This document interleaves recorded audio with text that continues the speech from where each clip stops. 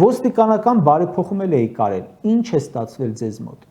Ոստիկանները փողոցից մարդուն բռնում տանում են ու ծեծելով ստիպում են իր վրա վերցնի ուրիշի կատարած հանցանքը։ Ոստիկաններն ազատության մեջ են, այդ ոստիկաններով։ Այսօր ներքին գործերի նախարարն ակնարկում էր, որ չեն էլ պատժվելու, որովհետև չէր հավատում, որ ծեծել են։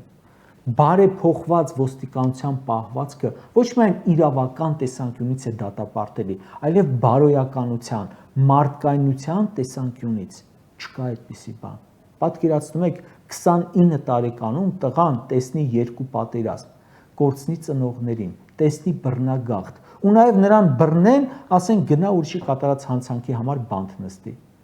Նախարար Արփինե Սարգսյանը, որ այդ ծեծված տղուց ընդամենը 1.5 տարի է մեծ, ասում է չեմ հավատում, որ ծեծել են, վրան կապտուկներ չկան։ Ասեմ իմանաս տիկին նախարար, որ ամեն օր են բաժիններում ծեծեր լինում ու ծեծում են այնպես, որ կապտուկները նախարարի համար տեսանելի չլինեն։ Ներքին գործերի նախարարությունը նոր է բացվել, արդեն բայց նախարարներ եք փոխում։